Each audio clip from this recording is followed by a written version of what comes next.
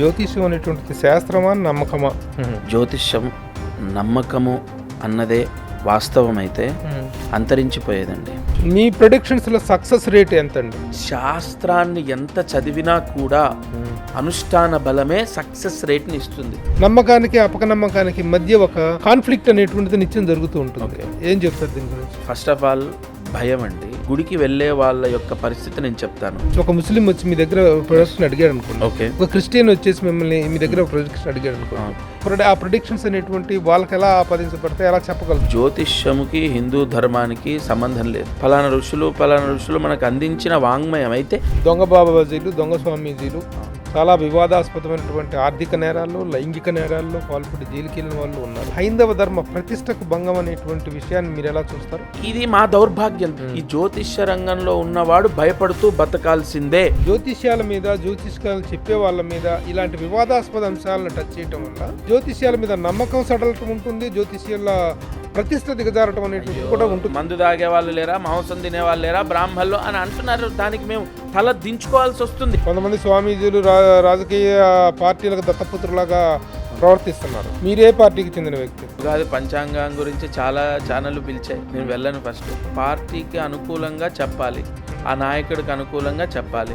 నాగా చైతన్య, శోభితా ధూళిపాల అనేటువంటి వాళ్ళు విడిపోతారు అనేటువంటి ఓపెన్ స్టేట్మెంట్ ఇవ్వడానికి ఏ ప్రామాణికంగా చెప్పుకుంటారు? ఫస్ట్ వారికే తెలియాలి. ఎందుకంటే ఇవాళ date of birth, time of birth. Hi, hello, namaste and welcome to Suman TV, the India's largest digital media platform and my show from the bottom of the heart.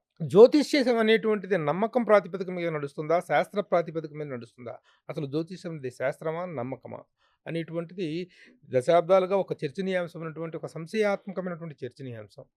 దీనికి రకరకాల మంది రకరకాల భాష్యాలు చెప్పినప్పటికీ కొంతమంది చెప్పినటువంటి భాష్యాలు కానీ జ్యోతిష్యం ఏమిటి అనేటువంటి దాని మీద ఒక విధమైనటువంటి ఆన్సర్ అయితే దొరకదు. ప్రస్తుతం నా ఎదురుగా సన్నిధానం లక్ష్మీకాంత్ శర్మ గారు ఉన్నారు.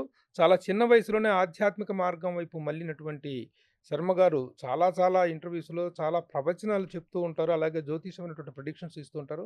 ఇప్పుడు ఆయన అడిగి దీనికి సంబంధించినటువంటి కొన్ని వివరాలు, విశేషాలు, ఆ సంశయాలకి సమాధానం తెలుసుకుందాం. శర్మ గారు నమస్కారం. జై గురుదత్త. జై గురుదత్త. అవును సార్. ఈ గురుదత్త ఉపాసకుల మీరు? అవునండి. నాకు అనుక్షణము దత్తాత్రేయ స్వామి మహామంత్రమే నన్ను నడిపిస్తుంది అని నేను నమ్ముతాను. అండ్ నేను దాదాపుగా 2006 నుంచి లక్ష్మీ గణపతి, దత్తాత్రేయ ఈ 2 మహామంత్రాలని నేను పట్టుకున్నాను. ఆ ఉపదేశం ఉంది, అనుక్షణం చేస్తూనే ఉంటాను సార్. ఇది మా ప్రేక్షకులను అడ్రస్ చేస్తూ ఒకసారి ఆ ఉపదేశం ఏంటో ఒకసారి చెప్పండి. అంటే ఉపదేశ మహామంత్రాలు, మూలమంత్రాలు చెప్పడానికి ఉండదు, కానీ స్తోత్రం ఉంటుంది, అది చెప్తాను. ఓం దత్తాత్రేయం మహావంద్యం యోగముద్రా విరాజితం బ్రహ్మచర్య వ్రతాసక్తమవధూత స్వరూపిణం శ్రీ గురు దత్తాత్రేయాయ నమః. ఇది జపం చేసే ముందు అంగన్యాస కరన్యాసాలు పూర్తయిన తర్వాత జపానికి ప్రారంభానికి ముందు ఈ స్తోత్రాన్ని ఖచ్చితంగా తీసుకోవాలి, అంటే ఆ పారాయణ చేయాలి. అయితే నేను ఇందాక మీ ఇంట్రడక్షన్లో చెప్పినట్టుగా జ్యోతిష్యం అనేటువంటిది శాస్త్రమా, నమ్మకమా అనేటువంటి చర్చ అనేది నిత్య చర్చనీయాంశం. అది ఓకే. దానికి ఒక సమాధానం జరిగిన తర్వాత మీ నేపథ్యంలోకి వెళ్దాం సార్. ఏమిటి జ్యోతిష్యం అనేటువంటిది? మీరు జ్యోతిష్య ప్రముఖులు మీరు. అవునండి. చెప్పండి, ఏమిటి జ్యోతిష్యం? శాస్త్రమా, నమ్మకమా? జ్యోతిష్యం శాస్త్రమే. జ్యోతిష్యం నమ్మకము అన్నదే వాస్తవమైతే అంతరించిపోయేదండి. మన నమ్మకాలు నిజాలు కాబట్టే అవి నిలబడ్డాయి. ప్రతి వ్యక్తి నమ్ముతున్నటువంటిది సత్యంలో నుంచి ఉద్భవించింది. అసలు ముందు జ్యోతిష్యం గొప్ప శాస్త్రం. ఋషులు మనకు అందించినటువంటి అనేక శాస్త్రాల్లో ఈ జ్యోతిష్యం ఒకటి. సరే, దీనిపైన అనేక విమర్శలు వచ్చినప్పటికీ నా వరకే కాదు, నమ్మే అందరికీ కూడా ఈ శాస్త్రం ఉన్నది. ఖచ్చితంగా ఇది గొప్ప శాస్త్రం, పూజింపదగినటువంటి శాస్త్రం. ఇది మానవాళికి మనోధైర్యాన్ని ప్రసాదింపజేసేది. చాలామంది జీవితాల్లో భయాన్ని విముక్తి చేసి ధైర్యంతో ముందడుగు వేయడానికి గ్రహాల యొక్క సంచారము వాక్కు రూపేణ, పండితుడు వాక్కు రూపేణ అందించి ఎంతోమందికి మనోధైర్యాన్ని ఇచ్చాడు. దానికి మూలము జ్యోతిష్యం. జ్యోతిష్య శాస్త్ర పితామహులు లేకపోతే దాన్ని ఓకే.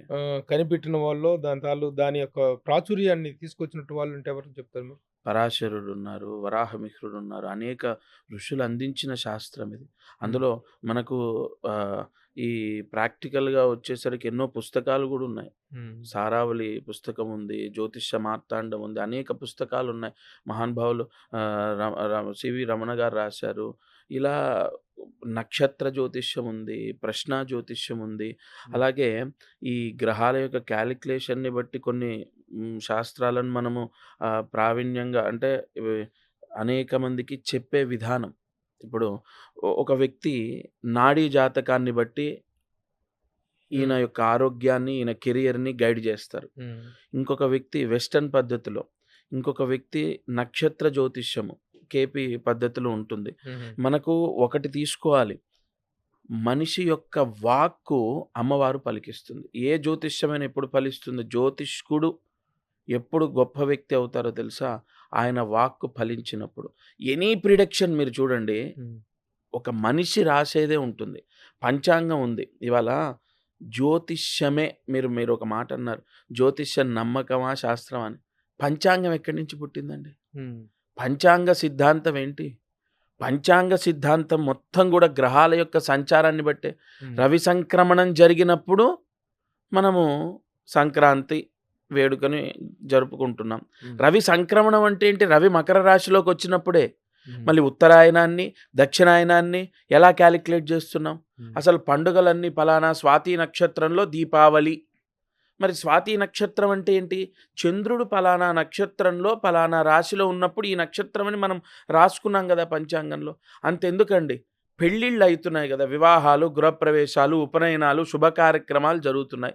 ఈ శుభ కార్యక్రమాలన్నిటినీ పలానా మీన లగ్నం, ఇవాళ మీన లగ్నానికి ఎప్పుడో శ్రావణ మాసమే తీసుకుందాం, మీన లగ్నానికి ఇస్తున్నారు. ఎందుకు ఇస్తున్నారు మీన లగ్నానికి? గురువు పంచమ దృష్టి మీన లగ్నానికి సప్తమ స్థానం కన్యా రాశి అవుతుంది. ఈ సప్తమ స్థానం కన్యా రాశి అవుతుందంటే గురువు పంచమ దృష్టి ఆ కన్యా రాశి పైన పడింది కాబట్టి, సప్తమ శుద్ధి ఉంది కాబట్టి ఈ మీన లగ్నానికి వివాహాలు పెట్టండి అంటే మళ్ళీ ఇక్కడ ఈ గురువు ఎవరు? గురువు అంటే బృహస్పతి. బృహస్పతి అంటే మళ్ళీ జ్యోతిష శాస్త్రంలోనే. పంచాంగంలో మీరు ప్రతి పాయింట్ తీసుకోండి, గ్రహాల యొక్క సంచారాన్ని బట్టే మనకు సిద్ధాంతులు రాసింది.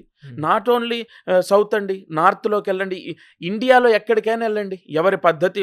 ఇప్పుడు చాంద్రమానం ఉంటుంది, సౌరమానం ఉంటుంది, ఏదైనా మళ్ళీ పంచాంగము, గ్రహాలు, గ్రహస్థితి, శనిత్రయోదశి పర్వదినం లేదా దోషాన్ని విముక్తి చేసేది. మళ్ళీ శని ఎవరండి? జ్యోతిష్యము మీరు అన్నట్టు అనేక ఋషులు అందించినటువంటి ఋషి వాంగ్మయం. అందులో చెప్పే విధానం కేపీ పద్ధతి ఒకటి ఉంది, నక్షత్ర జ్యోతిష్యం అని. వెస్టర్న్ ఒకటి ఉంది, నాడి ఒకటి ఉంది, ప్రశ్న ఒకటి ఉంది. మహానుభావులు, ఆయనకు కళ్ళు లేవండి, సూర్యనారాయణ గారు. ఆయనకు జ్యోతిష్య శాస్త్రంలో ప్రావీణ్యత ఎంతుందన్నది ఎవ్వరికీ తెలియదు. ఆయన ఎప్పుడు చర్చ చెయ్యనివ్వరు. ప్రశ్న వేస్తారు, నీకు పుత్ర సంతానం ఉందయా, నువ్వేం కంగారు పడకు. లేదు, మన ప్రశ్న సంతానం గురించి అయితే, లేదు ప్రభుత్వ ఉద్యోగం గురించి అడిగారు, మా అన్నయ్య గారే అడిగారు అనుకుందాం, నీకు ప్రభుత్వ ఉద్యోగ యోగం అనేది అవకాశం తక్కువ ఉంది. అంతే. ప్రశ్నని బట్టి కూడా ఎలా వస్తుంది? అమ్మవారి యొక్క తపస్సు. జ్యోతిష్యానికి జ్యోతిష్కుడి యొక్క తపస్సు అంటే వాక్శుద్ధికి సంబంధం ఉంది. ఎంత క్యాలిక్యులేట్ చేసినా కూడా మనిషి యొక్క ఆలోచన.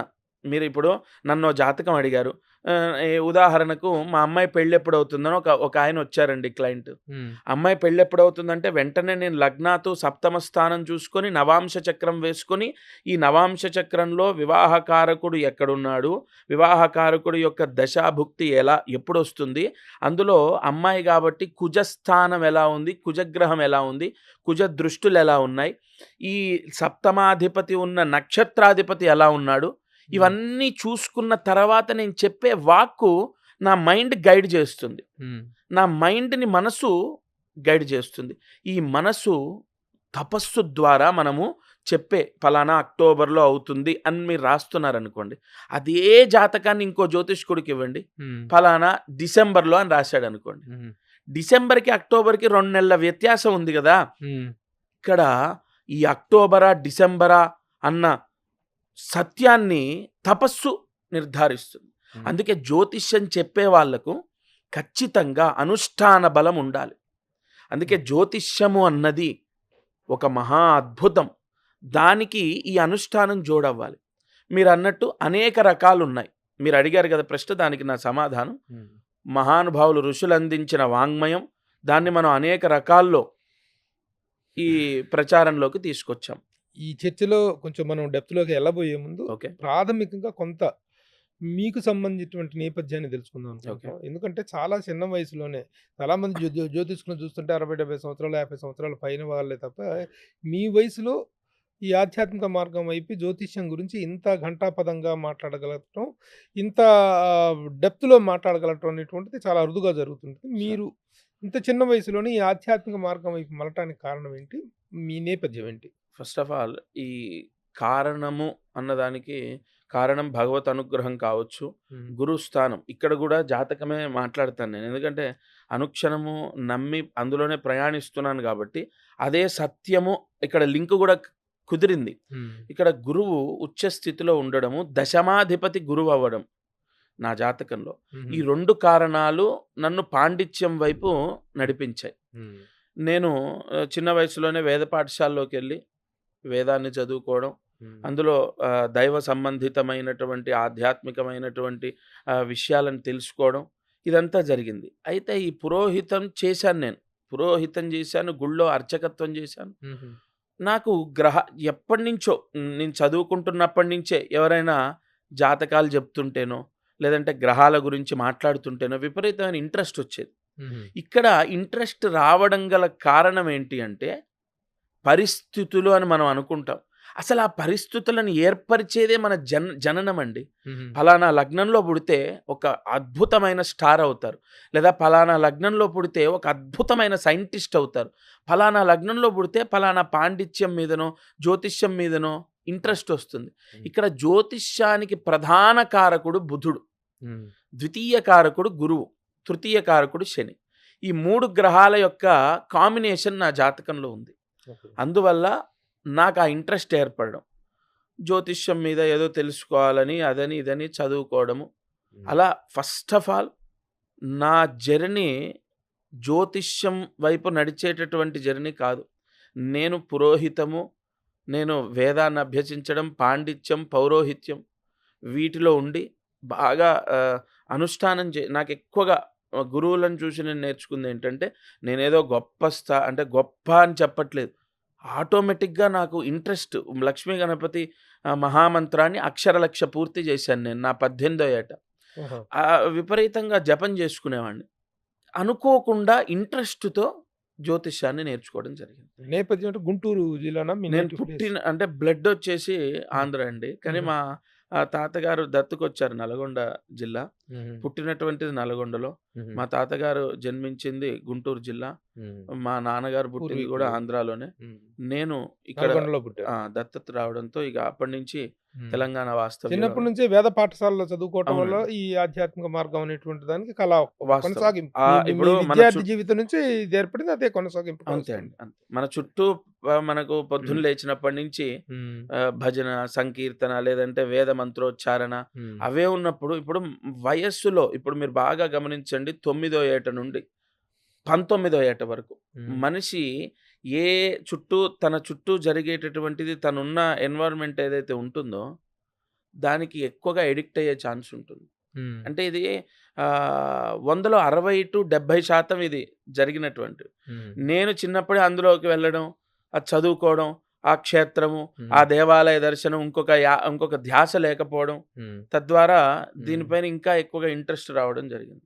మరి మీ వయసులో ఉన్నటువంటి చిన్న వయసులోనే చిన్నప్పటి నుంచి కూడా రకరకాల ఆకర్షణలకు లోనవటం అనేటువంటిది సహజం. అవును. మీకు అంత చిన్న వయసులోనే ఆ మార్గంలో వెళ్ళారు, సంతోషం. కానీ ఈ రోజున మీ వయసు కుర్రోళ్ళు అందరూ కూడా జీవితాన్ని బాగా ఎంజాయ్ చేస్తుంటారు. ఒక మోడర్న్ లివింగ్ అనేది ఉంటుంది. ఈ రోజున పండితులు, పురోహితులు, అది వీళ్ళు అంటే ఒక రకమైన గౌరవం ఎంత ఉంటుందో అంత చిన్న చూపు ఉంటుంది సమాజంలో. చిన్న చూపు అంటే ఏదో తక్కువ చేయటం కాదు. అవసరానికి పంతులు గారు వచ్చేసి అయ్యగారు అంటాం, కాళ్ళకు నమస్కరిస్తాం, పూజా పునస్కారాలు చేయించుకుంటాం, ఇంట్లో శుభకార్యాలను చేసుకుంటాం. కానీ వృత్తిపరమైనటువంటి గౌరవం కానీ వృత్తిపరమైనటువంటి భద్రత విషయంలో అంత సరైనటువంటి పొజిషన్, గొప్ప పొజిషన్ ఏమి కాదు. మనకు తెలుసు ఎలాంటి పరిస్థితుల్లో పౌరోహిత్యం నడుస్తుందో. అవును. చాలామంది బ్రాహ్మణోత్తములు ఎంతమంది చాలా ఇబ్బందులు పడుతున్నారో కూడా మనకు తెలుసు. అలాంటి ఒక వృత్తిని, అలాంటి ఒక దీంట్లో ఉండటం, ఈ జ్యోతిష్కంలో ఉండటం అనేటువంటిది మీకేదన్నా first of feeling, all inferiority feeling కలిగిస్తుందా? అది చెప్తాను. ఫస్ట్ ఎంజాయ్‌మెంట్ అనేది నేను చేశానండి. హుహు. ఎంజాయ్‌మెంట్ ఎలా ఉంటుందంటే సార్, ఒక వ్యక్తికి క్రికెట్ ఆడడం విపరీతంగా ఇష్టం. తెల్లవార్లు ఆడతాడు. అతనికి అందులో ఎంజాయ్‌మెంట్ ఉంది. హ్మ్. ఇంకొకరికి ఎక్కువగా ఇన్‌స్టాలో రీల్స్ చేయడం ఇష్టం. అతనికి అందులో ఎంజాయ్‌మెంట్. నాకు మంత్రోచ్చారణ, మీరు ఇప్పటికి జ్యోతిష్యంలో ఉన్నా హ్మ్. నాకు పౌరోహిత్యం చేయడం ఇష్టం. హుహు. ఎంత అద్భుతంగా ఉంటుందంటే, అక్కడ యజమాని కూర్చుంటారు. హ్మ్. ఆయన చూస్తున్నాడనే భయంతో అందరం రెస్పెక్ట్‌గా కూర్చొని, ఓం నమః సోమాయ చ రుద్రాయ చ నమస్తామ్రాయ చ అరుణాయ చ నమః శంగాయ చ, ఇలా మంత్రోచ్చారణ జరుగుతుంటే మధ్యలో ఓం అనే శబ్దాలు, గంట శబ్దము. ఈ నాకు విపరీతంగా ఇష్టమైంది మంత్రాన్ని చదవడం. నేను ఏ రోజు గూడా నేను సినిమాకెళ్ళడం మిస్ అయ్యాను, టీనేజ్ మిస్ అయ్యాను, అసలు ఆ ఆలోచన రాలే. ఎందుకంటే నాకిష్టమైన జర్నీలో నేను ఆ ప్రయాణం నాకిష్టం. హ్మ్. ఇష్టమైనప్పుడు అసలు ఆలోచన రాలే. రెండోది, మరీ కట్టేసినట్టు ఏమి ఉండదక్కడ. హ్మ్. మాకు ఏదైనా ఎప్పుడైనా బయటికి పంపిస్తారు. ఎక్కడన్నా మేము చదువుకుంది శ్రీశైలంలో. హుహు. టెంపుల్‌కి పంపిస్తారు. టెంపుల్‌కి పంపించినప్పుడు బయటికెళ్ళినప్పుడు షాపులు లేదంటే వచ్చే యాత్రికులు వాళ్ళని చూసి కూడా మేము హ్మ్. కొత్తగా ఫీల్ అయ్యేవాళ్ళము. ఆనందాన్ని పొందేవాళ్ళం. అండ్ ఆఫ్టర్ స్టడీ మన ఇష్టం వచ్చినట్టు మనం ఉండొచ్చు. హ్మ్. కాబట్టి ఎక్కడా గూడా ఆనందం మనకెక్కడ అంటే నాట్ ఓన్లీ ఒక వే అని కాదండి. వాళ్ళకి ఎందులో ఆనందం ఉంటుందో అందులో వాళ్ళు హ్యాపీగా ఉంటారు. Any person. హ్మ్. నాకిష్టమైనది మంత్రోచ్చారణ. ఇవాల్టికి గూడా పొద్దున్న లేచాక ప్రాతः సూక్తం చదువుతాను నేను. హ్మ్. అది నాకిష్టం. హ్మ్. నాకొక వె ఎలాగంటే ఒక వ్యక్తి పేపర్ చదివితే ఎలా, ఒక వ్యక్తి సిగరెట్ చదివితే అతని శరీరం ఎలాగైతే ఫ్రీ అవుతుందో, తన హ్మ్. మనసు ఎలాగైతే రిలీఫ్‌ని పొందుతుందో, నేను ప్రాతः సూక్తం చదువుతాను బ్రష్ చేయక ముందుకే. హ్మ్.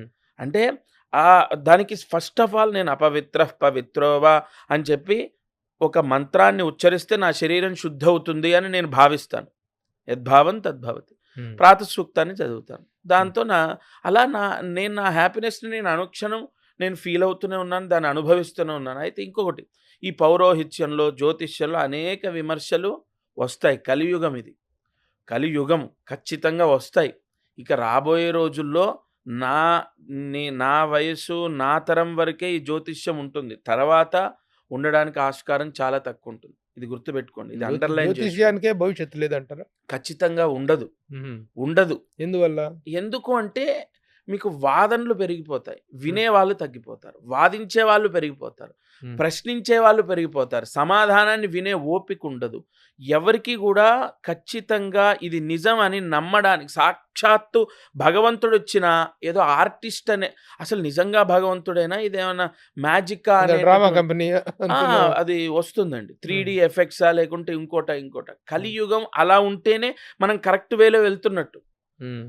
నా అదృష్టం ఏంటంటే నేను ముందు పుట్టడం. హ్మ్. అదే నేను ఒకవేళ ఇన్‌కేస్ 2025లో వచ్చే సంవత్సరం పుట్టుంటే నేను జ్యోతిష్యంలో ఖచ్చితంగా రాణించలేనండి. హుహు.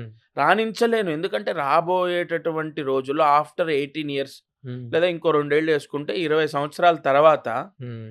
జస్ట్ ఫార్మాలిటీ పూజలు గూడా. గుర్తుపెట్టుకోండి. జ్యోతిష్యం అంటారా, ఇక దాని భవిష్యత్తు ఎటుపోతుందో చెప్పలేం. హుహుహు. ఎప్పుడు గూడా ఈ జర్నీలో హ్మ్. సేఫ్, సెక్యూరిటీ ఉండదు. ఇది అయితే మాత్రం అయితే గుర్తుపెట్టుకోండి. సమాజంలో ఈ రోజున హ్మ్.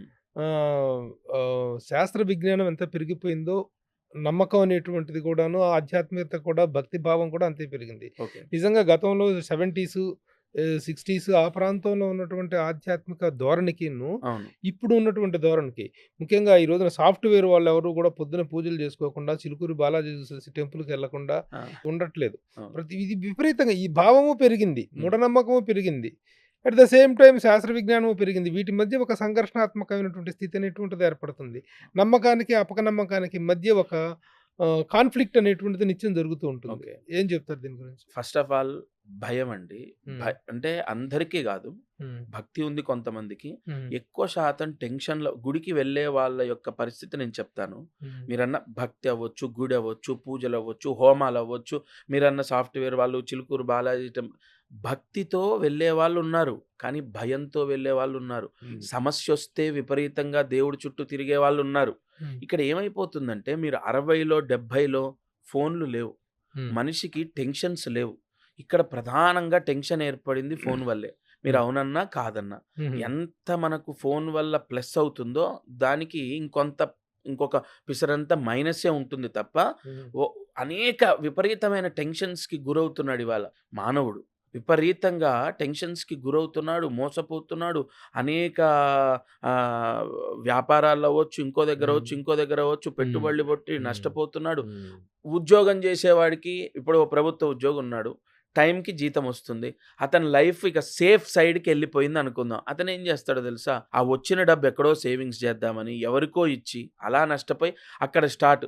అతనికి ఫోన్లు చేయటం, ప్రతిరోజు 10 సార్లు ఫోన్ చేయటం, అతను ఫోన్ ఎత్తకపోవడం, స్విచ్ ఆఫ్ పెట్టడం, ఆ టెన్షన్స్ ఈ టెన్షన్స్, ఆ డబ్బు రావాలని మళ్ళీ జ్యోతిష్కుడిని కలవటం, లేదా పలానా గుడికి వెళ్ళడం, లేదా పలానా ప్రదక్షిణాలు చేయటం, పలానా దేవుణ్ణి దర్శిస్తే పలానా దగ్గర నిద్ర చేస్తే నీకు పోయిన డబ్బు వస్తుందని ఇలాంటి భయం ద్వారా భగవంతుడిని ఆశ్రయించే వాళ్ళు ఎక్కువ ఉన్నారు, భక్తితో చేసేవాళ్ళు ఉన్నారు. అయితే మూఢనమ్మకము కాదండి, మూఢనమ్మకం ఏమి ఎప్పటికీ కాదు. కానీ మనకు వచ్చేటటువంటి కష్టాల వల్ల భగవంతుడిని ఎక్కువ ఆశ్రయించడం. ఎందుకంటే భగవంతుడు అన్నది నమ్మకం, భగవంతుడు అనేది ఒక బలం. మానవాళికి, హిందువులకు భగవంతుడు, నాట్ ఓన్లీ హిందువులు, ఎవరి మతంలోకి వెళ్ళినా వాళ్ళు భగవంతుని విపరీతంగా కన్నీళ్లతో ఆరాధిస్తారు, అర్థిస్తారు. అది ఏంటి అంటే వాళ్ళ భయాన్ని, వాళ్ళ కష్టాన్ని విముక్తి చేసేది ఆయనే అనే ఒక నమ్మకం. తద్వారా భక్తి పెరిగిపోయింది. 60లో 70లో 80తోని ఇప్పుడు 2024 పోల్చుకుంటే దేవాలయాలు పెరిగిపోయాయి. ఇప్పుడు మీరు ఒక పర్వదినం రోజు వెళ్ళండి, గంటలు లైన్లో నిలబడాలి. కానీ ఇక్కడ ఒక బాధ ఏంటంటే దైవ దర్శనానికి వెళ్ళి సక్రమంగా వాళ్ళు చేస్తున్నారంటే ఆ లైన్లో గొడవ పడుతున్నారు, లైన్లో విపరీతమైన చర్చలు. ఏం చర్చలు? భగవంతుడి గురించో. ఇప్పుడు ఒక అమ్మవారి దేవాలయంకి వెళ్తే లలితా పారాయణ చేద్దామో, దేవి ఖడ్గమాల చదువుకుందాం, లేదా మీకు నోటికి ఏదొస్తుంది, ఓం ఐం హ్రీం శ్రీం శ్రీమాత్రే నమః శ్రీమాత్రే నమః శ్రీ, ఏం రాకపోతే ఓం శ్రీమాత్రే నమః అనటమో, ఇది మర్చిపోయి లైట్లు బాగున్నాయి, అసలు ఎక్కడ కొన్నావు ఈ డ్రెస్ బాగుంది, లేదంటే ఈసారి సీఎం ఎవరు అవుతారు, కానీ అసలు ఇంత ఘోరంగా ఓడిపోతారు అనుకోలేదు. అంటే నేను అనేది అది తప్పు అనట్లే, నేనేదో గొప్పవాడిని, నేను చెప్పిందే వినమనట్లే. అసలు మనం వెళ్ళింది పర్పస్ ఏమిటి? నువ్వు గంట సేపు వెళ్తున్నావు, లేదా అర్ధగంట వెళ్తున్నావు, వారానికి ఒక్కసారి వెళ్తున్నావు, నెలకి ఎప్పుడో తిరుమల తిరుపతి, ఒక సంవత్సరానికి ఎప్పుడో వెళ్తున్నావు కుటుంబ సభ్యులు. నేను ఎన్నోసార్లు లైన్లో విన్నాను, తిరుమలలో ఎక్కడ ఒక హాల్లో ఆపుతారు కదా, అప్పుడు మాట్లాడే మాటలు దైవ సంబంధితమైన మాట కాదు. ఎప్పుడు గోవింద అంటారో తెలుసా? తీరా గరుత్మంతుడి దగ్గరికి వెళ్ళిన తర్వాత ఇలా తిరిగినప్పుడు, స్వామి కనపడ్డప్పుడు అందరూ చేతులు ఇలా పైకెత్తి గోవింద గోవింద అప్పుడు అంటుంటారు కదా. ఆ 2 నిమిషాలే అంటే నువ్వు దేవుణ్ణి దాన్ని ఏమంటారంటే ఆ షో నీకు కలిగినప్పుడా, అంటే దేవుడు కనపడ్డప్పుడు, ఏదో గంట వినపడ్డప్పుడు, నువ్వు కారులో వెళ్తుంటే సడన్గా ఒక దేవుడి కమాన్ కనిపిస్తే ఇలా అనుకొని ఇలా ముద్దు పెట్టుకుంటుంటారు. అంటే నీకు ఎప్పుడు నీ మనసులో లేడు దేవుడు, ఎప్పుడో కనిపిస్తేనో ఎవరో క్రియేట్ చేస్తేనో భక్తి వస్తుందా? ఆ లైన్లో నా రిక్వెస్ట్ ఇది, నువ్వు తిరుమలకు వెళ్ళడానికి ఎంత శ్రమిస్తున్నావు, ఎన్ని లీవులు పెడుతున్నావు, లేదా సెలవుల్ని ఎలా వినియోగిస్తున్నావు, కుటుంబ సమేతంగా అంత టైం తీసుకొని అక్కడికి వెళ్తున్నావు కదా. ఒక్క నామం, ఫలానా నామం ఇన్నిసార్లు పలికితే ఇన్ని లక్షల సార్లు పలికిన ఫలితం వస్తుందని చెప్తున్నారు కదా తిరుమల క్షేత్రంలో. నేను అనేది అది మెయింటైన్ చేస్తే బాగుంటుంది అని, అంతే. మీరు చెప్పే జ్యోతిష్యానికి కానీ, మీరు చెప్పే ప్రవచనాలకు కానీ మన హైందవ ధర్మం అనేటువంటిది ప్రామాణికం. అవును, హైందవ ధర్మమే మూలం. ఓకే. ఈ ప్రిడిక్షన్ అనేటువంటివి ఇతర మతస్థులకి ఎలా కనెక్ట్ అవుతాయా? వేరే వాళ్ళు ఎవరైనా వచ్చి, ఒక ముస్లిం వచ్చి మీ దగ్గర ప్రొడిక్షన్ అడిగాడు అనుకోండి, ఒక క్రిస్టియన్ వచ్చేసి మిమ్మల్ని మీ దగ్గర ప్రొడిక్షన్ అడిగాడు అనుకోండి, ఏం చెప్తారు మీరు? అవి అప్పుడు ఈ గ్రహస్థితులు కానీ, మీరు వాటికి గ్రహస్థితుల మూలంగానే కదా చెప్పేది మీరు. అప్పుడు ఆ ప్రిడిక్షన్స్ అనేటువంటి వాళ్ళకి ఎలా ఆపాదించబడతాయి, ఎలా చెప్పగలరు? ఫస్ట్ ఆఫ్ ఆల్ ఈ జ్యోతిష్యముకి హిందూ ధర్మానికి సంబంధం లేదు. జ్యోతిష్యము హిందూ ధర్మంలో నుంచి ఫలానా ఋషులు మనకు అందించిన వాంగ్మయం. అయితే ఓన్లీ హిందూ ధర్మానికే ఇది అంకితం అని కాదు. జ్యోతిష్యం అంటే జననంతో ఆ లగ్నాన్ని బట్టి ఆ లగ్నంలో ఉన్నటువంటి గ్రహస్థితి లగ్నం పైన ఇప్పుడు పలానా లగ్నం పలానా ఆరుద్ర నక్షత్రంలో పడింది. ఆ ఆరుద్ర నక్షత్రాధిపతి ఎవరు? రాహు. ఖచ్చితంగా ఈ వ్యక్తి చనిపోయేలోపు జూదంలో డబ్బు పోగొట్టుకుంటాడు. లేదా జూదంలో కొంత డబ్బు సంపాదించి దానికి ఎడిక్ట్ అయ్యి మళ్ళీ ఎక్కడో దగ్గర పోగొడతాడు. ఇక్కడ నేను ఆ ప్రిడిక్షన్ ఎలా ఇవ్వగలిగాను? ఫలానా లగ్నంలో పుట్టాడు. కాబట్టి అది ఏ మతస్థులైనా ఒక ఎంతోమంది వచ్చారు ముస్లిమ్స్, ఎంతోమంది క్రిస్టియన్స్ వచ్చారు. ఒక ఆవిడైతే ఇదేదో ముఖస్థుతి కాదండి, ఆ స్వామి సాక్షిగా నేను చెప్తున్నాను, దత్తాత్రేయుడు సాక్షిగా, విదేశాల్లో చాలా పెద్ద పోస్ట్లో ఉన్న ఆవిడ కేవలం నన్ను కలవడానికి యుఎస్ నుంచి వచ్చి నన్ను కలిసి వెళ్ళిపోయారు. కేవలం నన్ను కలవడానికి. అంటే ఆవిడ మన మతమే కాదు. కాబట్టి ఒకటండి, మతానికి జ్యోతిష్యానికి సంబంధం లేదు. పుట్టుకకు జ్యోతిష్యానికి సంబంధం. ఆ లగ్నానికి, లగ్నాధిపతి యోగానికి. మీరు అడిగిన ప్రశ్న వృత్తి గురించి అయితే దశమాధిపతి, లేదు ఉద్యోగమా వ్యాపారమా సప్తమ స్థానం, లేదు పెళ్ళెప్పుడు అవుతుంది సప్తమాధిపతి. అలా మనం తీసుకుంటాం. వారు ఏ మతమైనా మీరు జ్యోతిష్యం అనేటువంటిది నమ్మకం కాదు, శాస్త్రం అనే విషయాన్ని చాలా ఘంటాపదంగా చెప్తున్నారు. 100% చెప్తున్నారు. శాస్త్రము అండ్ అంటే ఇంకోటి కూడా ఏంటంటే, శాస్త్రానికి ఉన్న నిర్వచనం ఏంటంటే నిరూపితమైనదే శాస్త్రం, ఓకే, నిరూపణ లేనిది శాస్త్రం కాదు. ఓకే. మామూలుగా జనరల్ గా ఉన్నటువంటి ఒపీనియన్ ఏంటంటే, దేవుడు ఉన్నాడు లేడు అంటే, దేవుడు లేడు అంటానికి కొన్ని వందల వేల సాక్ష్యాలు చూపించవచ్చు. ఓకే. ఉన్నాడు అంటానికి ఉన్నది ఏకైక సాక్షి నమ్మకం. Okay. The faith is God అంటారు. ఫెయిత్ ఈజ్ గాడ్ అంటారు. అలాగే శాస్త్రము అనేటువంటిది, మీరు జ్యోతిష్యం శాస్త్రము అన్నారు. శాస్త్రం కారణాకారణ సంబంధాలను చూపిస్తుంది. ఇప్పుడు 2 parts of hydrogen and 1 part of oxygen constitutes water అంటాం. దానికి ఒక ఇదమిద్దమైనటువంటి శాస్త్రం ఉంది, ఇదమైనటువంటి క్యాలిక్యులేషన్ ఫార్ములా ఉంది. ఆ ఫార్ములేషన్ అనేటువంటిది జ్యోతిష్యంలో ఉందా? ఉంటే ఎంత అక్యురేట్ గా ఉంటుంది? సార్, ఇప్పుడు మాకు వచ్చిన బాధ అదే. ఇప్పుడు అందరు అడిగేది ఏంటంటే, నువ్వు పలానా ఇప్పుడు నెక్స్ట్ అవర్లో, అంటే ఇప్పుడు పలానా టైం 1:30 అయింది అనుకోండి, 2:30కు ప్రభు గారు ఏం తింటారు అది చెప్పవయా నీ జ్యోతిష్యం ఉంటే. ఇటువంటి ఈ రాంగ్ క్వశ్చన్సే తప్ప దీని ఒక వాదన, నేను అన్నానే కలియుగంలో వాదన ఎక్కువ ఉంటుందా. ఇంకోటి, ఇది శాస్త్రం కాకపోతే యూనివర్సిటీలు ఎందుకు ఆమోదిస్తాయి, దీన్ని ఎందుకు యాక్సెప్ట్ చేస్తాయండి? రెండోది, భగవంతుడు ఇప్పుడు వేదంలో ఒక భగవంతుడు గురించి చెప్పారు. సహస్ర శీరుష పురుష సహస్రాక్ష సహస్రపాద్ సభోమం విశ్వతో వృత్వా అత్యతిష్టదశాంగులం వేదంలో చెప్పారు కదా. మరి ఆ భగవంతుడు ఏడి చూపించండి. వేదంలో ఉన్నది సత్యమని మనకు శంకరాచార్యుల వారు చెప్పారు. 4 వేదాలు ఉన్నాయని మనము ఎన్నో ఏళ్లుగా తెలుసుకుంటున్నాం, వింటున్నాం, నమ్ముతున్నాం కదా. ఆ భగవంతుడేడి? నాకు చూపించండి. నమ్మకము, మళ్ళీ చెప్తున్నాను, ప్రారంభంలో చెప్పాను, ఇప్పుడు చెప్తున్నాను, మన నమ్మకం అన్నది సత్యంలోంచి పుట్టిందే నమ్మకం. గుర్తుపెట్టుకోండి. లేనిది ఇంత ఆధునిక కాలం వచ్చాక, ఇంత తెలివితేటలు ఉన్నాక, ఉపగ్రహం అంటే ఇతర గ్రహాల మీదకి కూడా వెళ్ళేంత సాధించిన మానవాళి దీన్ని కొట్టిపడేవిన ఎంతసేపు అండి?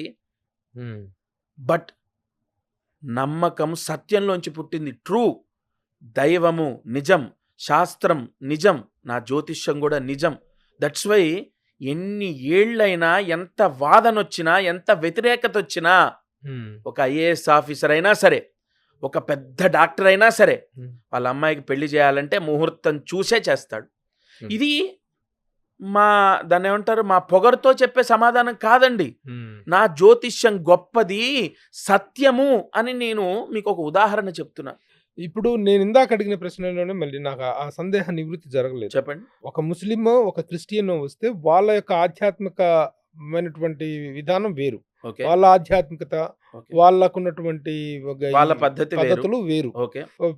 ఇతర మతాలకు చెందినటువంటి క్లయింట్స్ వస్తుంటారా మీ దగ్గరికి? వస్తుంటారు. అదే వాళ్ళకి ఓన్లీ జన్మ దీని మీదనే చెప్తారా? నో, వాళ్ళ డేట్ ఆఫ్ బర్త్ ఉంటుంది. వాళ్ళ డేట్ ఆఫ్ బర్త్ కరెక్ట్ గా తెలియకపోతే నాడి, ఈ వేలి ముద్రలు తీసుకుంటాము. ప్రస్తుత నాడీ వల్ల ప్రతి సంవత్సరం, అంటే రైట్ నో గోచార ఫలితాన్ని చెప్పొచ్చు. నాడీ జాతకం వల్ల ప్రస్తుతము ఈ 1 year ప్రిడిక్షన్ ఇవ్వచ్చు. అంటే ఇప్పుడు సపోజ్ ఆయన ఇల్లు ఎప్పుడు కట్టుకోవాలండి, నాకు ఎన్ని చేతిలో డబ్బులు ఉన్నాయి కానీ ఎన్ని చూసినా ఇల్లు కుదరట్లేదని వచ్చారనుకున్న ఇతర మతస్థులే ఎవరో. ఆయన జాతకము, ఆయన డేట్ ఆఫ్ బర్త్ లేదు, టైమ్ ఆఫ్ బర్త్ లేదు, వాళ్ళ నాన్నగారు పుట్టినప్పుడు ఆయన చదువుకోలేదు, ఆయనకంత నాలెడ్జ్ లేదు, జనరల్ నాలెడ్జ్ లేక రాయలేదు. ఆయన నాడీ జాతకాన్ని బట్టి, ఆయన వేలి ముద్రల్ని బట్టి, అలాగే ఆయన గోచార ఫలితాన్ని బట్టి ఎప్పుడు గృహయోగం అనేది చెప్పొచ్చు. రెండోది ఎవరికైనా ఏ మతస్థుడికైనా మనం చెప్పేది ఏంటి, ఏం జరుగుతుంది, ఎప్పుడు జరుగుతుంది అనేదే కదా. కాబట్టి ఎవరికైనా అది వర్తిస్తుంది. ఇక పూజలు అంటారా, సో అండ్ సో ఒక రెమెడీ మనం చెప్పాం, వాళ్ళకి నా దగ్గరకు వచ్చిన వాళ్ళైతే ఫస్ట్ ఆఫ్ ఆల్ ఒకటి గుర్తుపెట్టుకోండి, మన హిందూ ధర్మాన్ని ఆశ్రయించారంటేనే వాళ్ళకి నమ్మకం ఉండి వస్తారు. అప్పుడు నేను పూజ చెప్పినా చేస్తారు, ఉంగరం పెట్టుకోమన్నా పెట్టుకుంటారు, నది స్నానం చేయమన్నా చేస్తారు. ఎందుకంటే ఇక్కడ ఫస్ట్ బీజం నమ్మకం పడ్డప్పుడు ఫలానా వాళ్ళ స్నేహితులకో ఎవరికో నేను చెప్పింది ఖచ్చితంగా జరిగి ఉంటేనే వాళ్ళు వస్తారు. లేకపోతే ఎందుకు వస్తారు? వస్తుంటారు మీ దగ్గరికి చాలా మంది వచ్చారు. 2014, 2013 నుంచే నాకు క్లయింట్స్ ఉన్నారు. చాలా మంది వచ్చారు, ఇక ముందు కూడా వచ్చే అవకాశం. మీ ప్రెడిక్షన్స్ లో సక్సెస్ రేట్ ఎంత అండి? నా ప్రిడిక్షన్ ఎవరి ప్రిడిక్షన్ అయినా గుర్తుపెట్టుకోండి, ఇప్పుడు ఒక 10 మంది వచ్చారనుకోండి, నేను ఇందాక చెప్పాను, ఇప్పుడు చెప్పాను, ఎవరి ప్రిడిక్షన్ అయినా ఎప్పుడు సక్సెస్ అవుతుందంటే తపస్సు ద్వారా. శాస్త్రాన్ని ఎంత చదివినా కూడా అనుష్ఠాన బలమే సక్సెస్ రేట్ని ఇస్తుంది. నాకు తెలిసి నేనైతే 70% అనుకుంటాను. నాకు ఎలా తెలుసు, మీరు ఎలా జడ్జ్ చేస్తున్నారు? నా క్లయింట్స్ చెప్పిన ఆ వాంగ్మయం, వాళ్ళ మాటల్ని పట్టుకునే నేను 70% అని నేను అనుకుంటున్నాను. అంటే ఇప్పుడు నా జాతకం మీరు చెప్పారు అనుకోండి, ఓకే ప్రభు గారు మీకు ఇది ఇక్కడ నుంచి ఇలా బాగుంది, మీరు రాసిది మీ ఇది మీ భవిష్యత్తు ఇలా ఉంటుందని చెప్పారు. ఓకే దాన్ని అది నిజం కావడానికి నా వైపు నుంచి జరగాల్సినటువంటిది ఏదైనా ఉంటుందా? ఏముంటుంది, మీరు ప్రశ్న వేస్తారు. సపోజ్ మీరు, అయ్యా నాకు రావాల్సిన డబ్బు ఉంది, ఎప్పుడు వస్తుంది? దానికి మీ రాశ్యాతు, మీ లగ్నాతు, గ్రహస్థితి, ప్రస్తుత దశ, రావాల్సిన డబ్బుకి ఏం చూడాలంటే ప్రస్తుత దశ, అంతర్దశ, విదశ ఎప్పుడు వస్తుంది. సో అండ్ సో మీకు ధనకారకుడు, సపోజ్ ఇప్పుడు మనము ఆగస్టులో ఉన్నాం, నవంబర్లో వస్తున్నాడు. నవంబర్లో మీకు రావాల్సిన డబ్బు వస్తుంది, అందులో కూడా 60% వస్తుంది. మళ్ళీ 60 ఏంటి, ఆ ధనకారకుడు వక్రిస్తేనో, మళ్ళీ ఆ ధనకారకుడు ఏ నక్షత్రంలో ఉన్నాడో ఆ నక్షత్రాధిపతి దుస్థానంలో ఉంటేనో మళ్ళీ 60% పెండింగ్ పడుతూ వస్తుంటాయి. అలా మనం ప్రిడిక్ట్ చేస్తాం. మీరు రాజకీయ పరమైనటువంటి ప్రొడిక్షన్స్ కూడా చెప్తుంటారు కదా? అవునండి, అంటే ఎక్కువగా కాదు, ఎప్పుడైనా మరీ బలవంతం చేసి అడిగితే. మొన్న జరిగినటువంటి తెలంగాణ ఆంధ్రప్రదేశ్ ఎన్నికల్లో మీ ప్రొడిక్షన్స్ ఎంతవరకు కరెక్ట్ అయినాయి? తెలంగాణ, ఆంధ్ర అది నేనేం చెప్పలేదు. మీకు బాగా పాపులారిటీ తీసుకొచ్చినటువంటి ప్రొడిక్షన్ ఏంటి? నేను అనుగ్రహం, అంటే ప్రిడిక్షన్స్ కాదండి, నా వే ఆఫ్ స్పీచ్ ఎలా ఉంటుందంటే, నేను నెగిటివ్గా మాట్లాడటం అనేది ఫస్ట్ చేయను. నన్ను బాగా హైలైట్ చేసింది అనుగ్రహం ప్రోగ్రామ్. అనుగ్రహం అని ప్రతిరోజు జెమినీ ఛానల్లో ప్లే అయ్యేది. అది బాగా నన్ను హైలైట్ చేసింది. అందులో నేను చెప్పే రెమెడీస్ ఎంతో మందికి సక్సెస్ అయ్యాయి. లైక్ పలానా పుష్యమి నక్షత్రం, అంటే ఒక ఉదాహరణ చెప్తాను. పుష్యమి నక్షత్రంలో ఆంజనేయ స్వామి దేవాలయానికి వెళ్ళి 5 లీటర్స్ నువ్వుల నూనె దానం చేయమని ఒక వ్యక్తికి చెప్పాను. అతనికి సమస్య ఏంటి అంటే, వాళ్ళ అబ్బాయికి అతనికి పడట్లేదు. మ్యారేజ్ అయింది, అబ్బాయికి విడిగా ఉంటున్నాడు. ఇతను ఒక్కడే, భార్య లేదు. ఆయన కోరిక ఏంటి, నాకు గొడవలతో ఉన్న మా అబ్బాయితో కలిసి ఉండాలి, మా కోడలు మనసు మార్చండి, లేదా మా అబ్బాయినే మార్చండి. నేను దానికి వాళ్ళ అబ్బాయి జాతకం, ఆయన జాతకం చూసి నేను ఇచ్చిన ప్రిడిక్షన్ ఛానల్లోనే ఫోన్ కలిసింది, మాట్లాడారు. పుష్యమి నక్షత్రంలో ఆంజనేయ స్వామి దేవాలయంలో 5 లీటర్ నూనె దానం చేయండి. అలా మీ దాదాపుగా 186 రోజులు, అంటే 6 నెలలు అంతే కదా. 186 డివైడెడ్ బై 30 అంటే ఒక 6 నెలలు పాటు కంటిన్యూ, మీకు నెలకు ఒక్కసారి వస్తుంది, 6 నెలలు ఇవ్వండి అని చెప్పాను. ఈ 6 monthsలో వాళ్ళు కలవడం జరిగింది. ఇలాంటి ప్రిడిక్షన్స్ ఎన్నో సక్సెస్ అయ్యాయి ఆ ఛానల్లో నేను చెప్పిన. జ్యోతిష్యం ద్వారా ఇది పాపులరా, ప్రవచనాల ద్వారా పాపులరా? 2 అండి. అంటే నేను జ్యోతిష్యాన్ని ఆధ్యాత్మికంతో మిక్స్ చేసి చెప్తాను. ఉదాహరణకు, మీ పెళ్ళి అవ్వదు, నీకు పెళ్ళి అయితే విడిపోతావు, సర్వనాశనం అయిపోతావు, నువ్వు పెళ్లి చేసుకోకరా, ఇలా మాట్లాడను. వివాహ యోగం అన్నది ఇక్కడ భంగమైంది. కానీ భగవంతుడు అన్నవాడు, మీరు ఎక్కడా చూడండి, మళ్ళీ లాస్ట్కి శరణాగతి భగవంతుడే అండి. ఏ దోషాన్నైనా, ఇవాళ ఖచ్చితంగా నేను చెప్తాను, ఏ దోషాన్నైనా హరింపజేసే శక్తి శ్రీహరికి ఉంది. కాబట్టి నేను ఎలా మిక్స్ చేస్తానంటే, ఉద్యోగం రాలే అని నువ్వు బాధపడొద్దు, కరెక్ట్గా 2024 డిసెంబర్ లోపు నీకు జాబ్ వస్తుంది అని ఫస్ట్ అయితే గట్టిగా వాడి మనసులో అధైర్యాన్ని తీసేస్తాను. కాబట్టి నేను ఎక్కువగా ఈ జ్యోతిష్యాన్ని, ఆధ్యాత్మిక స్థితిని కలిపి మ్యాచ్ చేసి చెప్తూ ఉంటాను. ఎందుకంటే భక్తి అన్నదే ఏ హిందూ ధర్మంలో అత్యంత శక్తివంతమైంది, అతి పవర్ఫుల్ ఆయుధం భక్తి. కాబట్టి ఆ భక్తితోనే ఏదాన్నైనా మనం నమ్ముతాం. మీ దగ్గరికి ప్రిడిక్షన్ కోసం ఒక భక్తుడే రావాలా? ఒక నాస్తికుడు వచ్చాడు అనుకోండి, వస్తాడు. నా బట్టి తిక్కగాడ కూడా వచ్చాడు అనుకోండి, ఓకే. నాకు అన్ని నమ్మకము అపనమ్మకం మధ్య కొట్టుమిట్టాడేటువంటి ఒక చాలా రకంగా. మంది వచ్చారు కూడా. నమ్మకము అపనమ్మకం, ఆధ్యాత్మికత, నాస్తికత్వం ఆస్తికత్వం మధ్య కొట్టుమిట్టాటం అనేటువంటి ఒకటి ఉంది. అవును, మధ్యవాదం అవును, మిథ్యేవాదం వేరు, మధ్యవాదం వేరు. అవును. ఈ మధ్యవాదం ఒకటి, ఆ. నాకు నమ్మకం సగం ఉంటుంది, అపనమ్మకం సగం ఉంటుంది. అలా ఇలాంటి వాళ్ళు ఆ. వస్తే నాకు నాస్తికుడు మీ దగ్గరకు వచ్చి అడిగితే ఎలాంటి ఫలితాలు చెప్తాము. చెప్తారు? అంటే చాలా మంది నాస్తికులు అని కాదు కానీ మధ్యం, అంటే భార్య బలవంతంగా తీసుకొచ్చిన భర్తలు ఎంతో మంది ఉన్నారు. ఉమ్, ఎంతో మంది ఉమ్, జరిగితేనే నమ్ముతామన్న వాళ్ళు ఉన్నారు. ఉమ్, ఎస్, అందులో ఏముందో అది చెప్తాం. వాళ్ళ ఇష్టం, నమ్మితే నమ్ముతారు, లేకుంటే లేదు. ఉమ్, ఇగో ఫలానా ఒక ఉదాహరణ, భార్య భర్త వచ్చారు. ఉమ్, మాకు దేని గురించి వచ్చారు, ఇంట్లో గొడవలు అవుతున్నాయని చెప్పి వచ్చారు. ఉమ్, అబ్బాయికి, తండ్రికి, లేదా భార్యకు, భర్త, అందరికి. ఉమ్, ఒక రోజు ఒకళ్ళకైతే ఇంకో రోజు ఇంకొకళ్ళకి అని చెప్పి వాళ్ళ ప్రశ్న. ఇద్దరు వచ్చారు. నేనేం చెప్పాను, అయ్యా సుందరాకాండ పారాయణ చేయించాలి, ఇంత ఖర్చు అవుతుంది. ఉమ్, ఎందుకంటే పురోహితులు ఇప్పుడు ఏమండి, మీరు కెమెరా పెడితే ఇంత జీతం తీసుకుంటారు, లేదంటే సో అండ్ సో ఒక ఉద్యోగం చేస్తే ఇంత జీతం తీసుకుంటారు, లేదు ఒక వైద్యం చేస్తే ఇంత ఛార్జెస్ చేస్తారు. పురోహితుడు మాత్రం పూజ చేస్తే డబ్బు తీసుకుంటే కమర్షియల్ అంటారా? ఉమ్, ఆయన అన్న మాట నేను తీసుకొస్తున్నాను మిమ్మల్నిగా. ఉమ్, అయితే మేమేం చెప్పాము, ఇలా 15,000 అవుతుంది, 8 రోజులు. ఏమంటే 500 రూపాయలు బ్రాహ్మడికి ఇస్తే అతను అప్ అండ్ డౌన్ వచ్చాక 100 రూపాయలు ఇప్పుడున్న పెట్రోల్ ఖర్చు తీసేస్తే 350 అతని రోజు ఆయన ఇన్కమ్. ఉమ్, ఆ 350 అతనికి ఇస్తేనే ఈ 15,000 అవుతాయి సామాగ్రితోనని చెప్పాం. ఉమ్, చూసావా ఇది వీళ్ళ నిజస్వరూపం, పా లే అని చెప్పి ఆమెను తీసుకొని వెళ్ళిపోయారు. ఉమ్, అంతే, మేము వదిలేస్తాం. ఉమ్, చెప్పడం బాధ్యత. ఈ గొడవలు తగ్గడానికి ఇది చేసుకోండి, ఉమ్, సుందరాకాండ పారాయణ, లేదంటే ఇంకోటి శాస్త్రంలో ఏముందో దాని ప్రకారం, లేదా వేద వాంగ్మయం, ఇగో పలానా స్వాధ్యాయ బ్రాహ్మణం పారాయణ చేస్తే సద్బుద్ధి వస్తుంది పిల్లలకు అన్నది ఉంది. ఉమ్, స్వాధ్యాయ బ్రాహ్మణం 41 రోజు పారాయణ చేయమని ఉంది. ఉమ్, బ్రాహ్మడికి కనీసం ఆయన భుక్తి కోసం అన్న, ఇదివరకంటే ఏమండి మేము రూపాయి కూడా అడగమండి, మీరు తెలంగాణ ప్రభుత్వం రేవంత్ రెడ్డి గారితో మాట్లాడండి, బ్రాహ్మణులందరికీ నెలసరి భక్తి వాళ్ళ పిల్లల్ని చదివించి భుక్తికి చూసుకోమనండి, ఒక్క రూపాయి కూడా అడగకుండా ఈ తెలంగాణ రాష్ట్రంలో ఉన్న ప్రజలందరి కోసం ప్రతిరోజు కూడా మేము పారాయణలు, యజ్ఞయాగాది క్రతువులు రూపాయి అడగకుండా మేము చేస్తాం. ఇదివరకు రాజులు అలానే చేసేవారు. బ్రాహ్మడికి సమిధలు, బ్రాహ్మడికి యజ్ఞ హవిస్సు, బ్రాహ్మడికి భోజన భుక్తి, బ్రాహ్మడికి వస్త్రాలు అన్నీ రాజు పంపించేవాడు. అలా మీరు చేయండి, మాకు అసలు ఒక్క రూపాయి వద్దు. అలా కాదు సార్, నేననే అలా తీసుకొని వెళ్ళిపోయాడు. అలా చాలా మంది వస్తారు, ఏదుందో అది చెప్తాం, వాళ్ళ ఇష్టం, మనం ఎవరిని. అసలు జీవితం లలాట లిఖితం అంటారు. ఓకే, నసుటి మీద రాసింది జాతకది ప్రీడిస్టిన్డ్, ఓకే, దేవుడు అది చిప్పేసి పంపిస్తాడు, అదే జీవితం అంటారు. ఓకే. మరి ఈ ప్రిడిక్షన్స్ వల్ల వీటి వల్ల మార్పు అనేటువంటిది, మరి అది రాసిన లలాట లిఖితాన్ని మార్చడమా? ఎస్, నేను చెప్తాను. ఈ ప్రిడిక్షన్స్ మనకు ఆత్మవిశ్వాసాన్ని, ధైర్యాన్ని ఇస్తాయి. ఎవరో కాదు, ఒక వివాహం అయింది, అతనికి 33 సంవత్సరాలు. వాళ్ళ భార్యకు అతనికి విపరీతమైన గొడవ. భార్య అంటే చచ్చేంత ప్రేమ, విపరీతంగా గొడవ. ఒక 3 నెలలు ఆ బ్యాడ్ టైం ఉంటుంది. రాహులో శుక్ర కలయిక. ఆ 3 నెలలు విపరీతంగా, అంటే గురుదశ, గురువులో రాహులో మళ్ళీ విదశ శుక్రుడు, 3 నెలలు ఉంటుంది కరెక్ట్గా.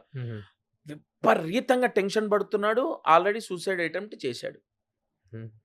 ఆ వ్యక్తిని తండ్రి నా దగ్గర తీసుకొచ్చాడు.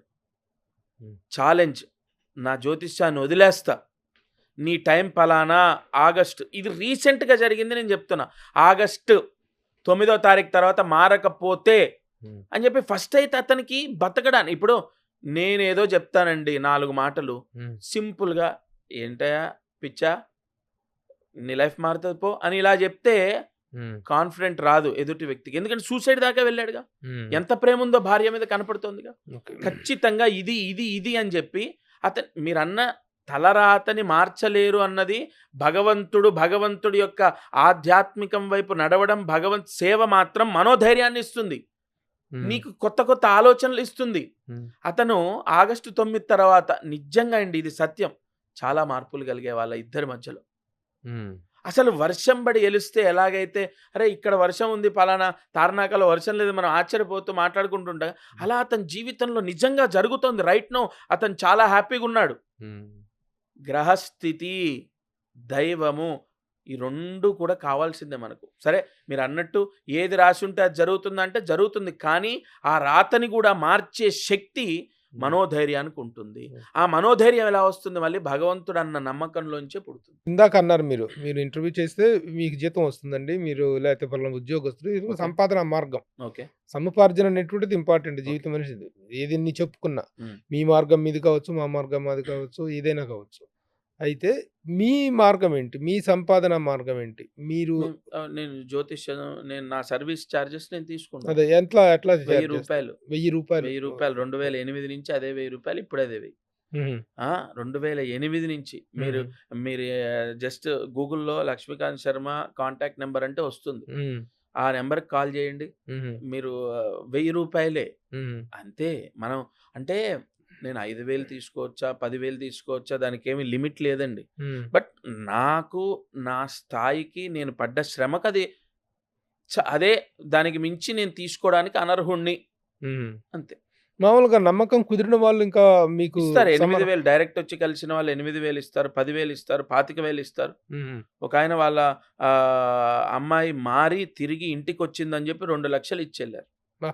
హ్మ్. కాబట్టి అది హ్మ్. నేననేది ఇక్కడ గూడా అమ్మవారి అనుగ్రహమే.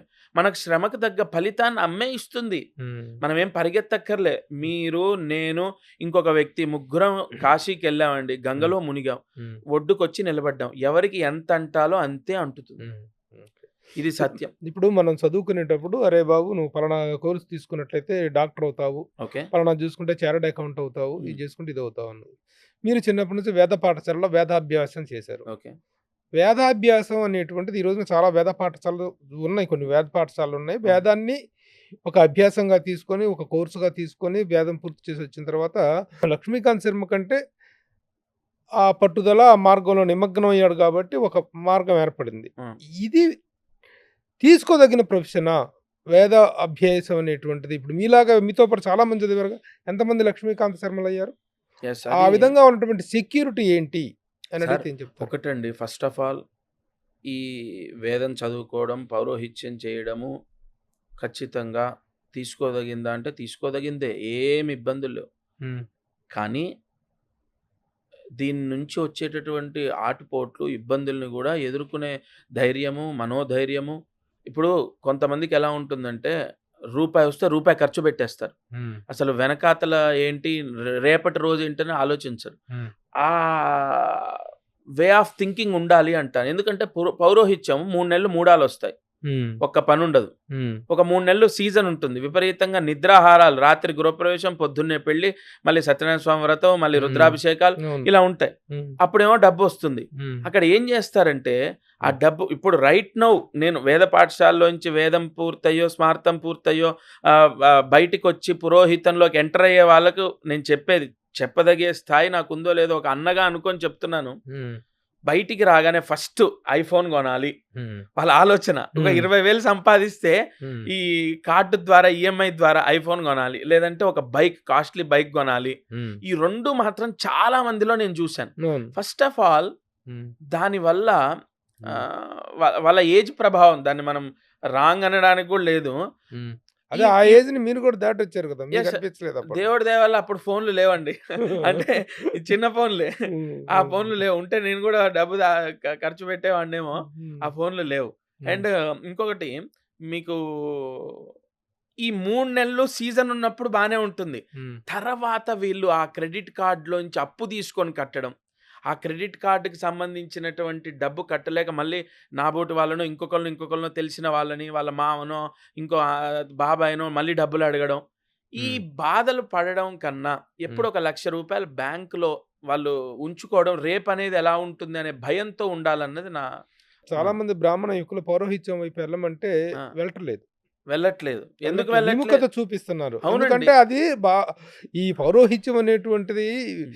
సమాజానికి ఎంత అవసరమో హ్మ్. ఎంత ముఖ్యమో మీ ఇంట్లోకొచ్చినప్పుడు మీరు పూజలు చేయడానికి వచ్చినప్పుడు పంతులు గారు వచ్చారు, పంతులు గారు వచ్చారు కాళ్ళకి ఆ! నమస్కరించి పూజలు చేయడం ఎంత ముఖ్యమో, కానీ మీ కుటుంబాల్లో గూడాను చాలామంది పిల్లలు దాని పట్ల విముఖత ఫస్ట్ ఆఫ్ చూపిస్తున్నారు. ఆల్ దానికి కారణాలు ఒకటి, పౌరోహితం చేస్తే పెళ్ళవ్వదు, హ్మ్. పిల్లనివ్వరు అన్న హ్మ్. ఒక రూమర్ పడిపోయింది. హ్మ్.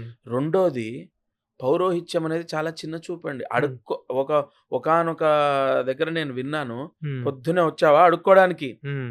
అని ఒక హ్మ్. బ్రాహ్మణ్ణి హ్మ్. ఆ కింద పైన అద్దెకుండే వాళ్ళ ఇంట్లో పూజ. హ్మ్. నేను పురోహితం అప్పుడు ఇది 2006 కాదు, 7 కాదు, 8 2009. హ్మ్. 2009లో నేను ఇంకొక బ్రాహ్మడెళ్ళాం హ్మ్. పురోహితానికి. హ్మ్. పైన పూజ, హ్మ్. జపం. హ్మ్. అయితే కింద ఓనర్ ఉంటాడు. పైన రెంట్‌కి వాళ్ళు పూజ చేసుకుంటున్నారు. మేమెళ్ళాం తెలియక మేము కింద అనుకోని తలుపు కొట్టాం. హ్మ్. పొద్దున్నే వచ్చారా అడుక్కునే వాళ్ళు పో పైకి పో.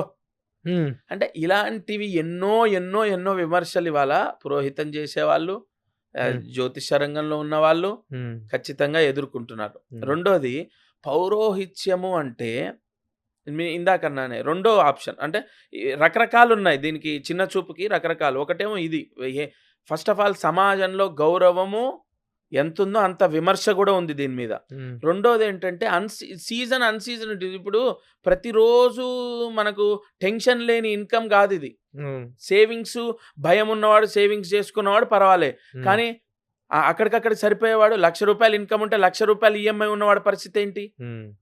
వాడికి మళ్ళీ 3 నెలలు మూడాలొస్తే వాడు బయటెక్కడో క్రెడిట్ కార్డ్‌లో ఇంకొకరినో అంటే హ్మ్. సెక్యూర్ ఒక పర్మనెంట్ ఇన్‌కమ్ లేనటువంటి దాంట్లో ఇది గూడా ఒకటి. హ్మ్. అలాగే ఇంకొకటేంటంటే అసలు వివాహాలవ్వవు. హ్మ్. ఇంకొకటేంటి ఈ పౌరోహిత్యంలో రకరకాలుంటాయి. కూర్చొని చేయాలి, ఎక్సర్‌సైజులుండవు, ఫుడ్ గూడా భోక్త అని జెప్పేసి బ్రాహ్మణికం తద్దినాలు పెట్టే దగ్గర భోంచేయాలి. రకరకాల కారణాల చేత విపరీతమైన అనారోగ్య సమస్యలు, ఫ్యాట్ అవ్వడం, హ్మ్. ఇలా కారణాల చేత గూడా వాళ్ళకు మ్యారేజ్ అవ్వకపోవడము, అనేక కారణాల చేత ఇది హ్మ్.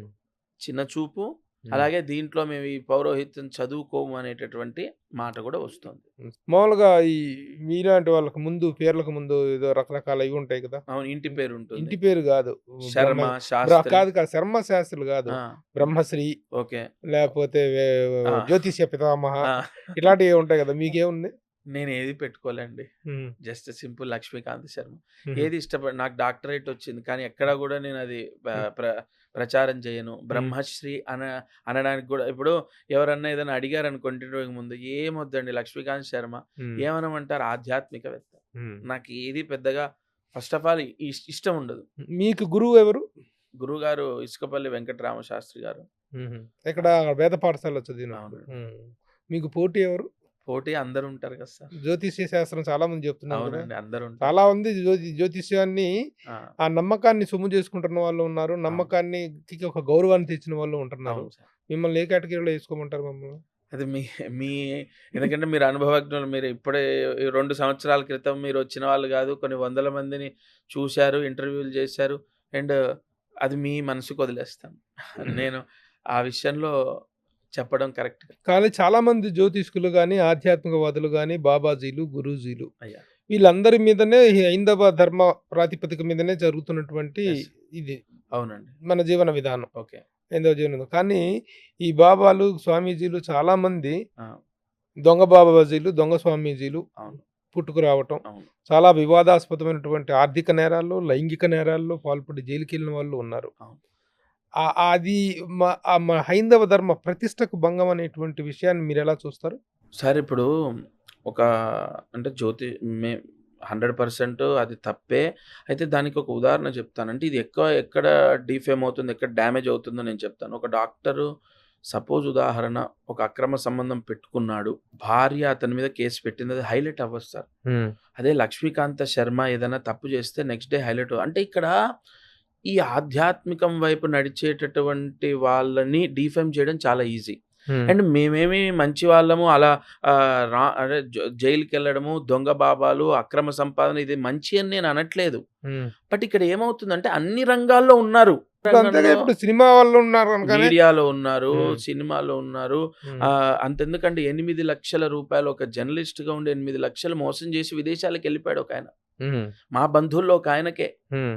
మరి అతని మీద కేసు పెట్టినా ఏం చేయగలుగుతారు? హ్మ్. వెళ్ళిపోయాడు విదేశాలకు. ఇప్పుడు ఏది దుబాయ్ దగ్గర వర్క్ చేస్తున్నాడు. ఒక కంపెనీ ద్వారా వెళ్ళాడు. హ్మ్. 8 లక్షలు మోసం చేశాడు. ఒక హ్మ్. జర్నలిస్టే. హ్మ్. మరి జర్నలిస్ట్ అంటే అంటే నలుగురికి మంచిని చెప్పేవాడు, చెడుని బయట పెట్టేవాడు, ఎథిక్స్ ఫాలో అయ్యేవాడు కదా! బట్ ఇక్కడ ఏం జరిగింది అంటే అన్ని రంగాల్లో ఉన్నారు. బట్ అది ప్రచారంలోకి రాదు. హ్మ్. అదే లక్ష్మీకాంత శర్మ తమ్ముడు హ్మ్. మోసం చేశాడనుకోండి, హ్మ్. వెంటనే ప్రచారంలోకి వస్తుంది. హ్మ్. ఇది మా దౌర్భాగ్యం. దీనికి ప్రాపర్ ఆన్సర్ లేదండి. హ్మ్. ఈ జ్యోతిష్య రంగంలో ఉన్నవాడు భయపడుతూ బతకాల్సిందే. హ్మ్. చచ్చేదాకా హ్మ్. భయపడుతూ బతకాల్సిందే. లేదా దీన్ని వదిలేయాలి. వదిలేసినా ఒకసారి ఫేమ్ వచ్చిన వాడు చచ్చేదాకా భయపడుతూ బతకాల్సిందే. మరి ఇలాంటి భయపడుతూ బతికేటువంటి జీవితంలోకి ఎందుకొచ్చానా నాకు అనేటువంటి ఇష్టం ఉన్నది కాదు ఎందుకొచ్చానా అనేటువంటి బాధ, ఆ పశ్చాత్తాపం లేకపోతే రీథింకింగ్ అనేది ఏర్పడుతుందా? ఎందుకు ఏర్పడదు? ఆ వైరాగ్యం వస్తుందా మీకు? వస్తుంది. నాకెప్పుడు రాలేదండి. హ్మ్. ఒకసారి వచ్చింది. నేను ఒక ఇష్యూ జరిగింది గతంలో. హుహు. నన్ను డిఫేమ్ చేశారు. అప్పుడు వచ్చింది. అప్పుడు చాలా ఇంటిల్లిపాదిలి ఏడ్చాము. కానీ అప్పుడు గూడా ఎందుకు నేనేం తప్పు చేశానమ్మా? నన్ను శిక్ష నేను ప్రతి పౌర్ణమి అరుణాచలం వెళ్లి గిరి ప్రదక్షిణ చేస్తాను ఇవాల్టికి. ప్రతి నెల? పౌర్ణమి. ప్రతి ప్రతి నెల? పౌర్ణమి. ప్రతి నెల వెళ్తారా? ప్రతి నెల వెళ్తాను. ఆ. మార్నింగ్ 6:00 ఫ్లైట్ చెన్నైలో దిగుతాను. హ్మ్. నా క్యాబ్ రెగ్యులర్ ఒక ఆయన ఉన్నారు. హ్మ్. క్యాబ్ ఉంటుంది రెడీగా. వెళ్తాను. డైరెక్ట్ ప్రదక్షిణ. ఫస్ట్ దర్శనం అయితే దర్శనం, ప్రదక్షిణ అయితే ప్రదక్షిణం చేసుకొని మళ్ళీ ఎంబడి అదే క్యాబ్‌లో చెన్నై ఎయిర్‌పోర్ట్ మళ్ళీ హైదరాబాద్. Within 1 day. ఎన్ని రోజులు? 2017 నుంచి నా మ్యారేజ్ అయినప్పటి నుంచి చేస్తున్నా. 2017 నుంచి అంటే 17, 3, 4, 7 18, సంవత్సరాల 19. నుంచి. అంటే ఇప్పటికి దాదాపు 8 ఏళ్ళు అంటే 8, 12 అవునండి. దాదాపు 70, 80 సార్లు వెళ్ళారు మీరు. ఈజీగా 70. ప్రతి నెల వెళ్తాను. హుహు. ఎప్పుడో ఒక్కటి స్కిప్ చేశానేమో. ఒక్కటే వేర్ల మీద. ఓకే. ప్రతి నెల పౌర్ణమి. అయితే నేననేది ఆ రోజు ఇంటిల్లిపాదిలి ఏడ్చిందేంటంటే, ఇంత సేవ చేసుకొని, ఇంత నమ్ముకున్నా నాకు అపనింద వచ్చేటట్టు చేస్తున్నారు. నేను నిజంగా తప్పు చేసిన వాడినా కాదా నువ్వు తేల్చని 42 రోజులు అరుణాచలంలోనే ఉన్నాను. 42వ రోజు ఏమిటి మీ మీద వచ్చిన ఆనాటి ప్రధాన అభియోగం? అప్పుడు అదే మన తీన్మార్ మల్లన్న అవునండి. అనేటువంటి అప్పుడు ఆ ఇష్యూ జర్నలిస్ట్, ఆ ఇష్యూ మీడియా జరిగింది. పర్సన్. అంతే ఇంకా నా అది జీవితంలో ఏంటి అతను ఆయన మీ మీద చేసిన ఆరోపణలు క్లబ్‌లకి వెళ్తున్నారనే ఇది కదా చేశారు. అలా కాదండి. ప్రధాన ఆరోపణ ఏంటంటే డబ్బు తీసుకుంటున్నారు పబ్లిక్ దగ్గర అన్నది. అంటే ఏ దానికి ప్రాపర్‌గా నేను ఈ తప్పు చేశాను అన్నది లేదు. అవాళ నేను నిలబడ్డ కారణం గూడా అదే. ఇప్పుడు డబ్బు తీసుకుంటున్నారంటే వాళ్ళు ఇప్పుడు ఇచ్చిందే తీసుకున్నారా? లేకపోతే అదే మీరేమన్నా నేను చెప్తున్నాను. మోసం చేశారనా? అదే చెప్తున్నాను. హ్మ్. ఇప్పుడు లక్షలాది రూపాయల డబ్బు జ్యోతిష్యం ముసుగులో హ్మ్. మీరు సంపాదించారు అన్నది ఆరోపణ. హ్మ్. మరి ఇప్పుడు ప్రభు గారు ఒక 10,000 రూపాయలు ఖర్చవుతాయి వినాయక చవితి రోజు బ్రాహ్మణ్ణి పంపిస్తే అని నేను చెప్పాను. గల్లా పట్టుకొని 10,000 ఇస్తావా? చస్తావా? అని బెదిరించలేదే. ఇంకోటి నువ్వు ఈ పూజ చేసుకోకపోతే నీ నెలలో నీకు కిడ్నీ ఫెయిల్ అయ్యి చచ్చిపోతావని బెదిరించలేదే. నేను జ్యోతిష్యం నా సర్వీస్ చార్జెస్ నేను తీసుకున్నాను. పురోహితులు, బ్రాహ్మలు వాళ్ళు పూజలు చేసినందుకు ఇంత డబ్బు ఖర్చు అవుతుందని పూజలు చేయించాను. అది ఎవరి నమ్మకానికి సంబంధించిన విషయం కదా. ఇస్తే ఇస్తారు, ఇవ్వకపోతే ఇవ్వరు. అప్పుడు కొంత బాధపడడం తప్ప ఇంకోటి అప్పుడు కూడా జ్యోతిష్యంలో ఎందుకున్నానని బాధపడలే. నేను ఏం తప్పు చేయలే కదా, నన్ను ఎందుకు శిక్షించావని బాధపడ్డా అంతే. జ్యోతిష్యంలో ఉన్నందుకు ఎప్పుడు కూడా నేను బాధపడలేదు. ఇప్పుడు మరి దాన్ని మీరు ఎలా ప్రతిఘటించారు? ఏం జరిగింది చివరికి? అదే సార్ దానికి సంబంధించి అది కేసులు అయినాయా? ఆ ఇష్యూ అయిపోయింది. కేసులు అయినాయి కదా? కేసు అయింది. కేసు పెట్టాము. మీరు పెట్టారు? నేను పెట్టాను. కేసు పెట్టాను. అది నడుస్తోంది. ఫస్ట్ ఆఫ్ ఆల్ ఒకటి మనం ఆలోచించుకోవాల్సింది, ఇప్పుడు ఎవరిని నేను నిందించను, అది గతం. దాన్ని ఇప్పుడు మళ్ళీ తవ్వుకోవడం వేస్ట్. ఒకటి మాత్రం సత్యం, పూజలు చేయటము. ఆ వివాదం రైజ్ అవ్వడానికి కారణం ఏంటి? రేజ్ అవ్వడానికి కారణం ఏం లేదు సార్. అదే మీరు కూడా ప్రత్యారోపణ చేశారు కదా, నన్ను డబ్బులు అడిగారు. డబ్బులు అడిగారు, నేను ఇవ్వలేదని చెప్పేసి నా మీద ఇలాంటి దుష్ప్రచారం చేస్తున్నారని మీరు కేసు పెట్టారు. మీరు అవును కేసు పెట్టారు. అయితే ఇక్కడ ఒకటండి, జ్యోతిష్యం మీద మనము డబ్బు సంపాదించడం, పూజల మీద డబ్బు సంపాదించడం అనేది తప్పు కాదు. ఎందుకంటే ఇప్పుడు రకరకాల అది మీ వృత్తి తీసుకున్నారు మీరు. మీ వృత్తి కన్నా జ్యోతిష్యం దాని మీదనే నేను గట్టిగా నిలబడ్డాను. 1000 రూపాయల ఫీజు అని ఓపెన్ గా చెప్పారు. రోజుకి ఎన్ని కన్సల్టేషన్ ఉంటాయి? ఒక 12, 13 ఉంటాయి. అంటే ఎక్కువ వచ్చినా మనం చూడలేం. ఫస్ట్ ఎందుకంటే ఒకదానికి కనీసం 20 నిమిషాలు మాట్లాడాలి కదా! ఇప్పుడు తీన్మార్ మల్లన్న మీద పెట్టిన కేసు ఏ స్థాయిలో ఉంది? దాని తెలియాలి గురించి కదా. ఇంకా నాకే ఫోన్‌లు రాలేదు. మళ్ళీ అది జరుగుతుందేమో. ఇంకోటి ఇప్పుడు ప్రస్తుతం వాళ్ళు ప్రభుత్వ సేవలో ప్రజా సేవలో ఉన్నారు. ఇప్పుడు అప్పటికి ఉన్నటువంటి పరిస్థితుల్లో ఆవేశాల్లో జరిగి జరిగి ఉండొచ్చు. ఉండొచ్చు. కానీ ఇప్పుడు నేను బాగా ఆనందంగా ఉన్న విషయం ఏంటంటే రేవంత్ రెడ్డి గారి పరిపాలన. ఎంత అద్భుతంగా ఉందంటే, అంటే వెంటనే మనకు తెలియదు. ఒక నెల, 2 నెలలు, 3 నెలలు ఇలా ఇప్పుడు 5, 6 నెలలు అయింది కాబట్టి ఒక అద్భుతమైన పరిపాలన చాలా బావుంది. అంటే నేను రియలైజ్ అయ్యేది కాదు. చాలా మంది మాటలు విన్నవి చెప్తున్నాను. ఓకే. కాబట్టి ఆయన కూడా అదే ప్రభుత్వంలో ఉన్నారు, సేవ చేస్తున్నారు. దట్స్ వై నేను దాని గురించి ఎక్కువ ప్రస్తావించదలుచుకోలేదు. అయితే చాలామంది ఈ జ్యోతిష్కులు చాలామంది రాజకీయపరమైన ప్రిడిక్షన్స్ చెప్తూ ఓకే. వాళ్ళు పోతారు, వీళ్ళు గెలుస్తారు, వాళ్ళు గెలుస్తారు. సెఫాలజీ అనేటువంటిది ఒక డిఫరెంట్ శాస్త్రం. సెఫాలజీ అనేటువంటిది ఆయా నియోజకవర్గాల్లో ఉన్నటువంటి రాజకీయ సమీకరణాలు, పరిణామాలను బట్టి సెఫాలజిస్టులు వేసేటువంటి అంచనా వేరు. కానీ జ్యోతిష్కులు చెప్తున్నారు. ఫస్ట్ అసలు జ్యోతిష్యం పర్సనల్ అండి. ఇప్పుడు ప్రభు గారు నన్ను ఏదైనా అడిగితే అది నా భార్యకు కూడా చెప్పొద్దు నేను. నేనైతే అదే మెయింటైన్ చేస్తాను. జ్యోతిష్యం పర్సనల్. పలానా సెలబ్రిటీ నా దగ్గరికి వచ్చారనో, లేదంటే పలానా వాళ్ళకు ఈ గండం ఉందనో, యాక్సిడెంట్ అవుతుందనో ఎప్పుడు ఆన్ మీడియా చెప్పకూడదు. మరి మీడియా పరంగానే చెప్తున్నాను కదా. ఇప్పుడు మనకు వివాదాస్పదంగా వేణుస్వామి అనేటువంటి స్వామి ఉన్నారు. Okay, okay. ఆయన చెప్పినటువంటి రాజకీయ ప్రిడిక్షన్స్ అనేటువంటి చాలా వివాదాస్పదం అవుతున్నాయి. అవును. అలాగే మొన్న ఈ మధ్య ఒక జంట సెలబ్రిటీ జంట పెళ్లి చేసుకుంటే వాళ్ళిద్దరు విడిపోతారని చెప్పినటువంటి విషయం. ఫస్ట్ ఒక బ్రాహ్మడిగా మనస్ఫూర్తిగా ఆశీర్వచనం చేస్తున్నాను. వాళ్ళిద్దరు అన్యోన్యంగా ఉంటారు సార్. ఎందుకంటే భార్యాభర్త అన్యోన్యతకు, ఒక జంట అన్యోన్యతకు సుబ్రహ్మణ్య స్వామి కారకుడు. ఆయనను దలుచుకొని వాళ్ళిద్దరి యొక్క రూపాన్ని దలుచుకొని ఆశీర్వచనం చేశా. వాళ్ళకి ఏం కాదు, వాళ్ళు బాగుంటారు. అంటే ఆయన కూడా ఏ విధంగా చెప్పారు, నాగా చైతన్య, శోభితా ధూళిపాల అనేటువంటి వాళ్ళు విడిపోతారు అనేటువంటి ఒక ఓపెన్ స్టేట్మెంట్ ఇవ్వటానికి ఆయనకి ఉన్నది ఆయన ఏ ప్రామాణికంగా చెప్పుంటారు? ఫస్ట్ ఆఫ్ ఆల్ అంటే ఏదన్నా జాతకాలు చూసి చెప్పారా, జన్మ నక్షత్రాలు బట్టి చెప్పారా, లేకపోతే జస్ట్ అలా చెప్పడం జరిగిందా? ఫస్ట్ వారికే తెలియాలి. ఎందుకంటే ఇవాళ date of birth, time of birth, personal అన్నీ ఇప్పుడు వికీమీడియాలో ఉన్నవి కరెక్ట్ కాదు. Personal date of birth, time of birth ఎలా సహకరించారు, ఇంకోటి అది కరెక్టా కాదా అన్నది మనకు తెలియదు. రెండోది అలా చెప్పడం తప్పు, దానికి ఆయన అనుభవిస్తున్నారు. జ్యోతిష్యాల మీద, జ్యోతిష్యాలు చెప్పే వాళ్ళ మీద ఇలాంటి వివాదాస్పద అంశాలను టచ్ చేయటం వల్ల ఈ జ్యోతిష్యాల మీద నమ్మకం సడలటం ఉంటుంది, జ్యోతిష్యాల ప్రతిష్ట దిగజారటం అనేటువంటిది కూడా ఉంటుంది. జ్యోతిష్యం ఏ ఇన్స్టెంట్ అయినా మీరు చూడండి, ఒక బాబా మోసం చేశాడనో, లేదంటే ఒక స్వామి ఇలా చేశాడనో, లేదా ఒక జ్యోతిష్కుడు ఇలా చేశాడనో దాని ప్రభావం ఉంటుంది. అలా జరుగుతున్నాయి కాబట్టి మీరు ఇష్టం వచ్చినట్టు మమ్మల్ని అంటున్నారు. ఈ మీరు అనే ప్రతి మాటకు ఖచ్చితంగా మీరు ఆధారంతో అంటున్నారు, ఉత్తిగా ఏం అనట్లే. కాదండి మీరు గొప్ప వాళ్ళు అంటున్నారు, మరి మీరు మందు తాగే వాళ్ళు లేరా, మాంసం తినే వాళ్ళు లేరా, బ్రాహ్మణులు అని అంటున్నారు. దానికి మేము తల దించుకోవాల్సి వస్తుంది. ఎస్. కాబట్టి ఇక్కడ ప్రధానంగా జరిగే సమస్య ఏంటంటే ఈ రంగంలో కూడా తప్పు జరుగుతుంది. పవిత్రంగా ఉండాలి, మాంసాహారాలను నిషేధించాలి, మనము అమ్మవారు మన వాక్కులో నిలబడదు, మన తపస్సు వృధా అవుతుంది. ఈ ఎథిక్స్తో ఉన్న వాళ్ళు ఎవరున్నారు అసలు? అలా ఉన్న వాళ్ళు ఉన్నారు, మహానుభావులు ఉన్నారు. కానీ ఉన్నా కూడా చెడే ఎక్కువగా కనపడుతుంది. ఎందుకు పడదండి? జ్యోతిష్యం మీద ఖచ్చితంగా నెగిటివ్ రావడానికి కారణాలు గతంలో జరిగినాయి, ఇప్పుడు జరిగినాయి. ఇవన్నీ. మీ జీవన విధానం ఎలా ఉంటుంది, మీ లైఫ్ స్టైల్? పొద్దున లేవగానే ఫస్ట్ నేను ప్రతిరోజు తలస్నానం చేస్తాను. తలస్నానం చేసి నాకు ఉన్న ఉపదేశాలు ఒక ఎక్కువసేపు కాదు, ఒక 40-45 నిమిషాలు పూజ చేసుకుంటాను. అండ్ ప్రతిరోజు ఆంజనేయ స్వామికి 308 ప్రదక్షిణాలు చేస్తాను. ప్రతిరోజు చేస్తాను నేను. అదే ఒక్కవేళ మార్నింగ్ ఎప్పుడైనా కుదరకపోతే ఈవినింగ్.